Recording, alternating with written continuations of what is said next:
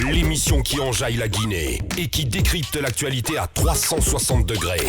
Les grandes gueules. C'est aussi sur Sweet FM Guinée, tous les jours du lundi au vendredi à 18h sur la radio It's Only It. Également sur Espace TV, tous les matins désormais vous avez accès à cette émission en direct. Continuez à réagir, le contact s'affiche juste en bas de l'écran. Dans la deuxième partie de l'émission, nous allons faire lecture de quelques messages, mesdames et messieurs, pour votre plaisir. La Sénacip, donc Semaine nationale de la citoyenneté, va pouvoir enfin se tenir. Elle devrait donc se dérouler du 17 au 23 décembre prochain ici à Conakry et dans tout le pays, instituée donc par une loi votée par l'Assemblée nationale.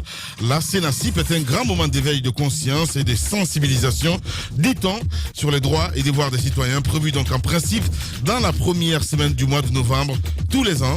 La Sénacip de cette année, comme les précédentes, donc a souffert de l'épineuse équation du budget pour son organisation. Est-ce qu'on a même besoin du budget pour cela? On essaie de comprendre ce matin, mesdames et messieurs, avec Mamadou Taran Diallo, ministre de l'Unité nationale et de la citoyenneté, donc il sera en direct ce matin dans cette émission. Qu'est-ce qui va ponctuer donc l'édition de cette année et quels messages seront déroulés donc à cette occasion? On essaie de comprendre ce matin avec Mamadou Taran Diallo. Inspecteur Colombo nous a rejoint. Vous allez donner le micro 3 s'il vous plaît, comme il parle lentement et comme ça la voix va bien passer à l'antenne. Voilà. Bien. Bonjour Moussa Moïse Silla et bienvenue. Bonjour Lamine, bonjour à tous. Voilà, ça va? Oui, ça va. Je suis né, mais ça va. Voilà. On parle encore d'énergie ce matin, mon oui, cher Moussa. Une enquête sur laquelle nous étions depuis un certain moment. Oui, il faut quand même un peu de boucan. Incroyable. Oui. Je suis de Moria quand même. Ouais. Donc, j'imagine. Vraisemblablement. Oui, exactement. Ouais. Dans le souci de rentabiliser le secteur de l'énergie, le gouvernement guinéen a jugé nécessaire de mettre en place un projet intitulé projet de redressement du secteur de l'électricité, et donc qui concernait donc EDG. À l'époque, il y avait le tandem EDG-Veolia. Conformément à cela, en avril 2017, un appel d'offres international a été lancé sous le numéro AOI, numéro 001, pour la fourniture, l'installation, les essais et la mise en service d'un logiciel intégré pour EDG, et tout cela subdivisé en 3 lots pour une bagatelle de 6 millions de dollars. Le premier lot concernait le câblage, le deuxième lot, le matériel informatique à fournir, le troisième lot, la solution, le logiciel de gestion. Alors, le premier appel d'offres lancé en avril 2017 a été donc annulé, relancé en décembre 2017, mais sans aboutir. Certaines sociétés soumissionnaient qui ont perdu patience, car un appel d'offres de ce genre qui porte sur des millions de dollars crée une sorte de pression. Vous devez acheter le cahier de charge, vous devez faire des prêts, des garanties bancaires, parce que c'est quand même, il faut avoir une certaine capacité financière pour pouvoir démarcher pour ce genre de projet. Et donc, il y a énormément de pression à honorer lorsque vous vous engagez dans un tel appel d'offres. Alors, donc, étant donné que l'appel d'offres a été annulé, repris 3 fois, cela va créer des suspicions chez certains soumissionnaires. Il s'est trouvé que l'un d'entre eux, en l'occurrence ETI, qui est bien connu dans le domaine guinéen, ETI avait donc porté plainte contre un autre soumissionnaire dénommé ST2I. C'est une société informatique, une société tunisienne d'informatique pour l'ingénierie. Alors, un montage malicieux sera effectué autour de cette société tunisienne. En effet, cette société est filiale, et c'est la partie qui est vraiment importante pour vous prouver que le Guinéen est très fort, même lorsque les fonds viennent de l'étranger. Cette société tunisienne est filiale d'un groupe qu'on appelle le groupe Study, qui est l'un des principaux partenaires de la Société méditerranéenne d'études et informatiques, qui elle-même est une société membre du groupe Société des eaux de Marseille, laquelle est filiale de Veolia, et c'est Veolia EDG. Ce sont les deux qui ont lancé l'appel d'offres en question portant sur 3 lots donc de 6 millions de dollars. Je ne sais pas si vous suivez. Alors, l'entreprise Sureka, qui a été choisie comme étant le pôle d'ingénierie conseil du groupe Veolia, et c'est Veolia qui a assuré auprès donc de EDG la gestion. Eh bien, ce Sureka-là a été associé à la commission de passation à la Direction nationale des marchés publics en qualité d'expert pour l'évaluation des offres. Et il se trouve que la société tunisienne en question, qui a soumissionné, utilise une solution logicielle de la société dont on vient de parler, Soreca, qui appartient au même groupe, c'est-à-dire qui appartient à Veolia elle-même. C'est-à-dire que vous avez un montage que vous effectuez, il y a un appel d'offres qui est lancé, vous mettez dans le lot des experts quelqu'un qui travaille à Calac Radio, et alors que quand on fait des recherches, on se rend bien compte que Calac Radio est en effet une filiale du groupe Adafo Media. Donc voilà comment est-ce que le montage a été fait. Celui qui a été choisi comme expert auprès de la Direction nationale des marchés publics, qui a participé à l'évaluation des offres, qui était là à l'ouverture des plis, cette société a une solution informatique qui a été utilisée par l'un des soumissionnaires, donc qui a été déjà préparé à l'avance par rapport aux autres soumissionnaires qui avaient déjà toutes les autres offres. Donc, il utilisait le logiciel de celui-là qui se présentait comme étant expert et qui a participé à l'évaluation des différentes offres.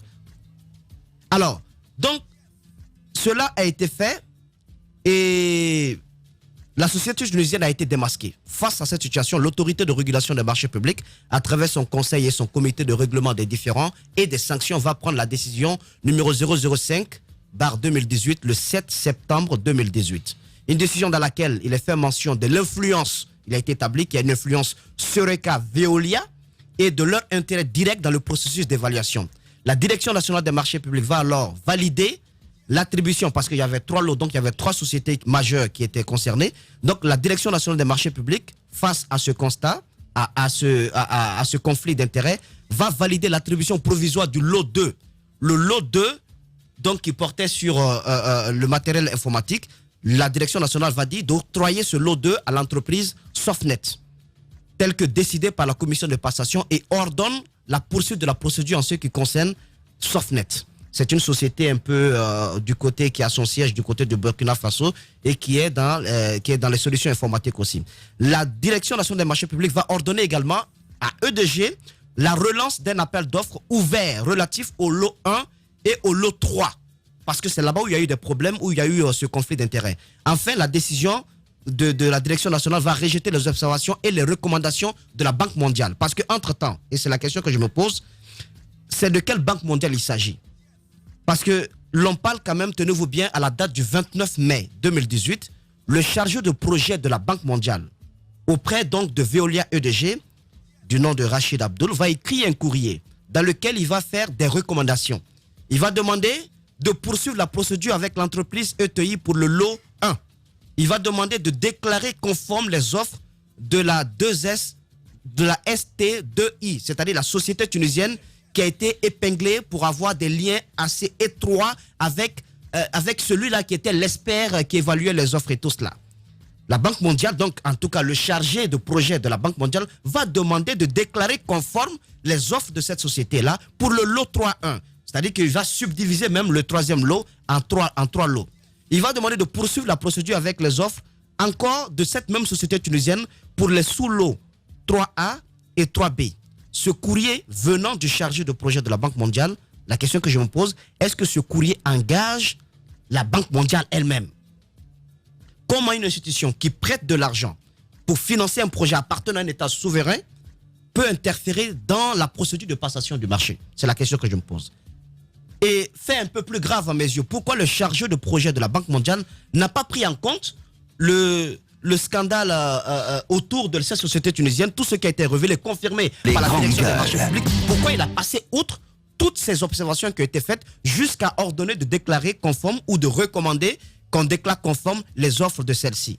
Deux choses l'une, soit la Banque mondiale avait sa propre société dans le lot, c'est-à-dire au niveau des soumissionnaires, parce qu'il arrive souvent dans notre pays que celui qui donne l'argent reprenne l'argent autrement.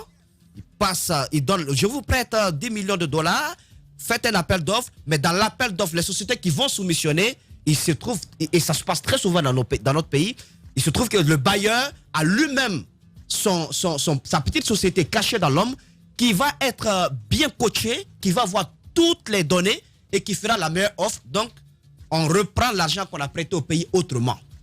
Donc, je me pose pour l'instant des questions. Le représentant de la Banque mondiale en Guinée doit prendre la parole, doit clarifier le rôle que l'institution a joué dans cette histoire. Est-ce que ce que son chargé de projet a fait, est-ce que ça engage le représentant résident de la Banque mondiale dans notre pays?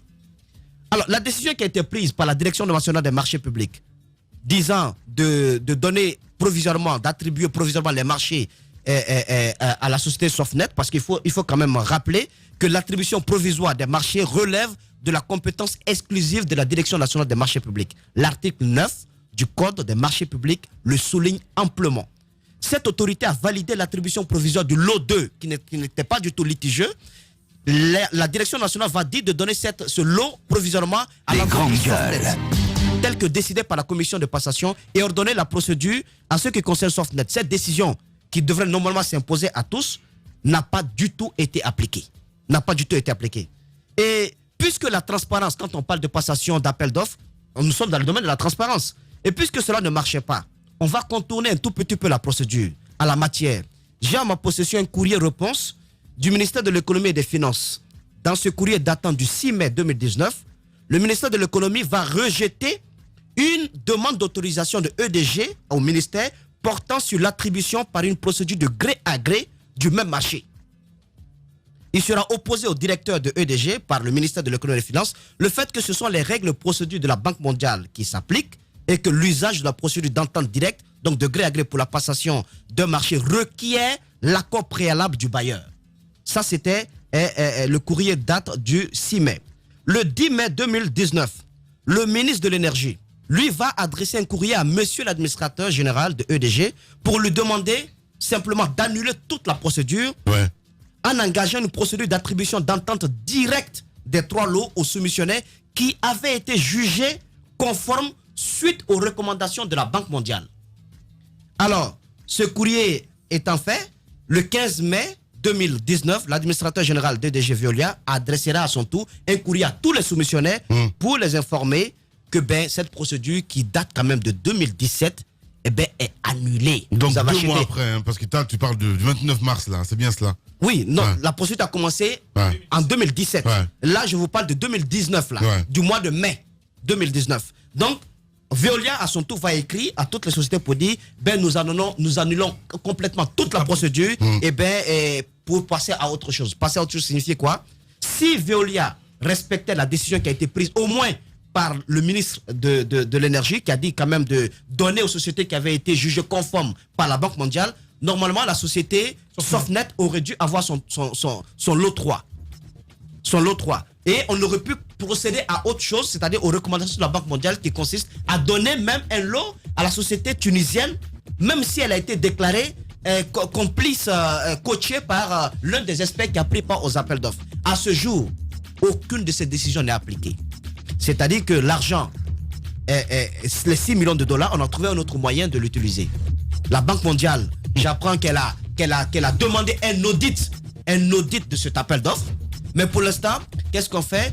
ETI est en train d'exécuter une partie du contrat de ce marché-là sur le terrain, au détriment de ceux qui ont acheté légalement et conformément à la loi, donc les cahiers de charges, qui se sont mis dans les normes qu'il faut et qui ont travaillé de façon convenable. À ce jour, on est en train de passer à autre chose. C'est 2 choses l'une.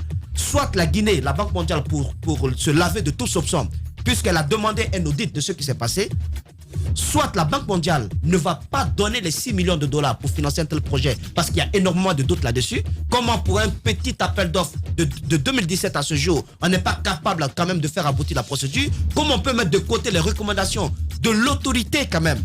L'autorité de régulation des marchés publics, la Direction nationale des marchés publics, le conseil de régulation, le conseil de règlement... Oui, le conseil de règlement de Internet. Oui, qui sont dans l'internet, qui sont aujourd'hui dans beaucoup de choses. Mais lorsque exactement. Exactement.